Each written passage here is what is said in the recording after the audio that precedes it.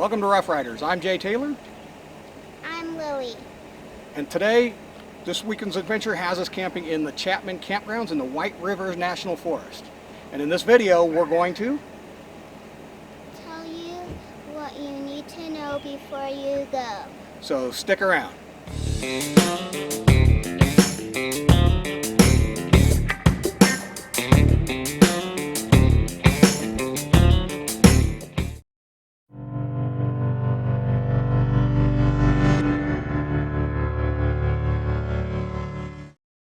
Chapman Campground is located in the White River National Forest about 4.5 hours from Denver between Aspen and Vail. Beautiful part of the country with lots to see and do.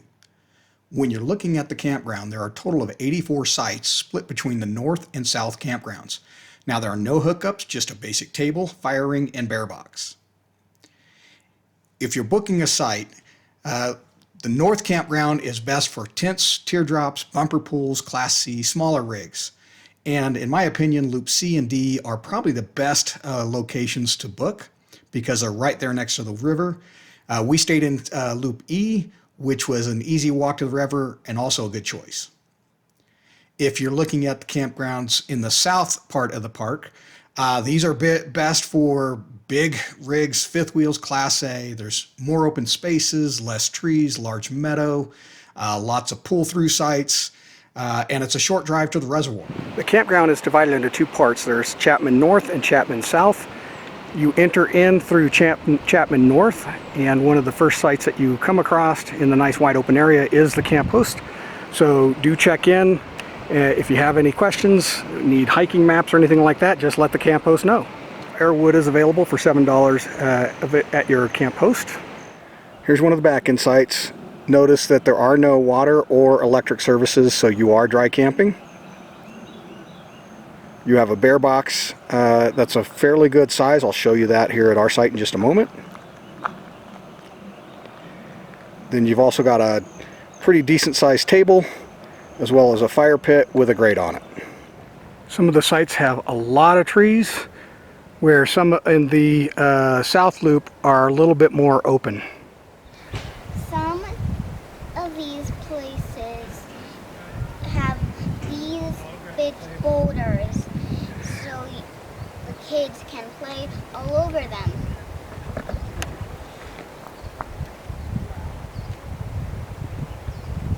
Everything else in the kayaks, right? Hi! Hi, sweetheart. Here's a look at our site. See, we're all nice and set up.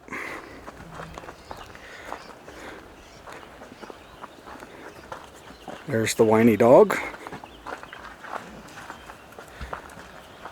And then over here is the bear box.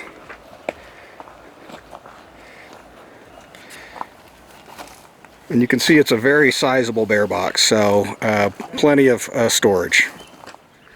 The sites are not packed together like they are in other campgrounds. You can see there's one site there, and then we got a good gap between their site and our site. Then we have a neighbor directly across from us.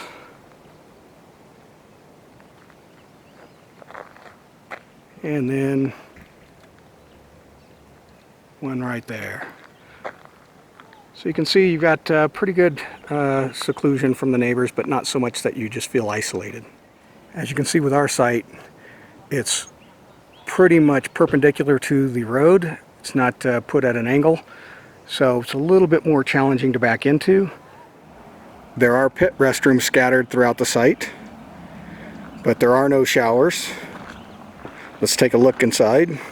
The restrooms are kept very, very clean, but they are vault toilets, so there is some odor. It's not really bad, but it is there. In addition to the potable water out by the main entrance by the meadow, there is some potable water by some of the loops. Again, there's some of these might be a little bit more colored water due to rust in the lines and stuff. But as I said, they do test the water each week. I was told up by Loop F is where you can get the cleaner water. At the end of some of the loops, or near the entrances of some of the loops, There is a large bin for dumping your trash at night, so you don't have to keep the trash in your campground and attract bears. Sites 10 through 14 give you a nice camp spot right next to the river. Some other spots that are also really nice are in Loop D, sites 15 through 22. The ones on the right hand side down this little lane run right next to the river. Here are a couple of the sites in Loop D that run right next to the river.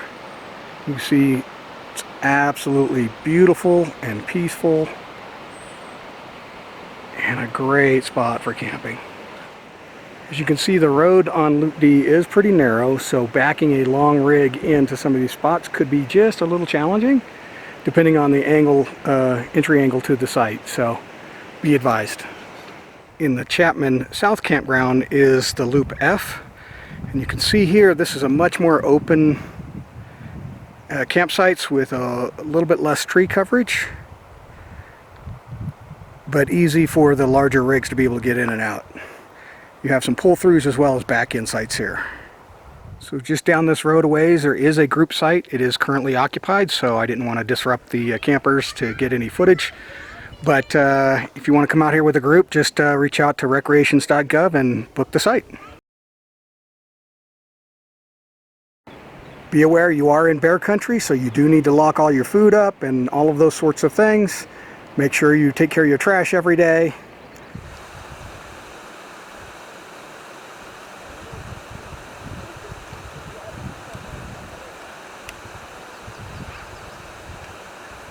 This is Chapman Reservoir, where they do stock this with fish. In fact, we were told by the campground host that they just stocked it with over 800 fish, I guess, this past couple of days. So the fishing is good out here. It's also great for kayaking and stand-up paddleboarding and canoeing. Down at the far end of the lake, there's a little dock. Here's a shot of the dam, the little spillway.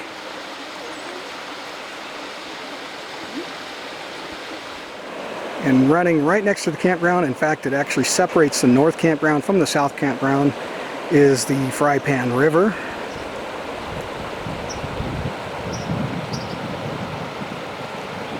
Just off the day use area and the entrance to the group camp, there is Chapman's Nature Trail. It's about a 1-mile loop that takes you up through the hills, and it's a beautiful little hike. But remember, you are in bear country, so carry bear spray and make plenty of noise so you don't come across any startled bears. Just above Loop F is the Chapman Lake Trailhead. This is a several mile hike that will take you all the way to Chapman Lake.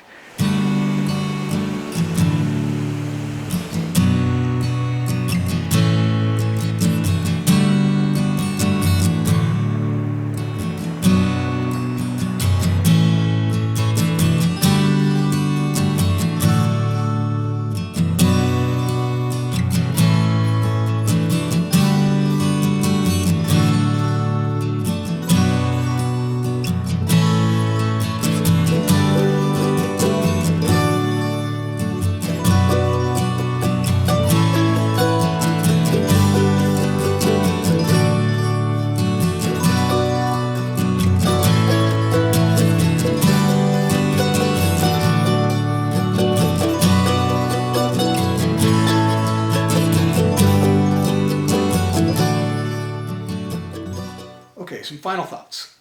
We had a great time. It's a great campground. Your beautiful, beautiful scenery and the views and stuff were terrific. Lots of fun things to do at the campground, hiking, fishing, and all of those sorts of things. We had fun kayaking on the reservoir. We saw lots of people with stand-up paddle boards and canoes and little boats and everything. So lots of things to do there. You are in bear country, so there are lots of wildlife. There was reports on the news before we even headed up there that there was increased number of bear sightings in the area. So bears are active. We didn't see any while we're there, but they are active in the area. We saw fox, we saw coyotes, we saw ground squirrels and chipmunks, we saw lots of birds. So there's lots of wildlife in the area. The fishing is supposed to be good. I'm not a big fisherman, but the fishing is supposed to be good both in the reservoir as well as on the river. It's supposed to be really good for fly fishing. So lots of things to see and do in the area. Some things to be aware of, obviously, as I said, no power, no electric, or no power, no water, no sewer. So there's no hookups of any kind. So you got to plan for that. Speaking of the water, the spigot water the potable water was brown and rusty. Certainly, I wouldn't drink it. They test it. They say it's safe to drink, but I wasn't about to drink it. We use bottled water the entire time we were there. But if you're going to rely on that water, bring some filters, because you're going to want to filter a lot of that rust and stuff out. They're galvanized pipes, and so they're just rusted out. They're old. They're supposed to be putting in some PVC piping, but who knows when and if that's going to happen. But overall, we had a great time. We loved it. I plan on going back there again because it was really nice. Hopefully you enjoyed this video. If you did, please give it a thumbs up and consider subscribing. And we'll see you next time here on Rough Riders.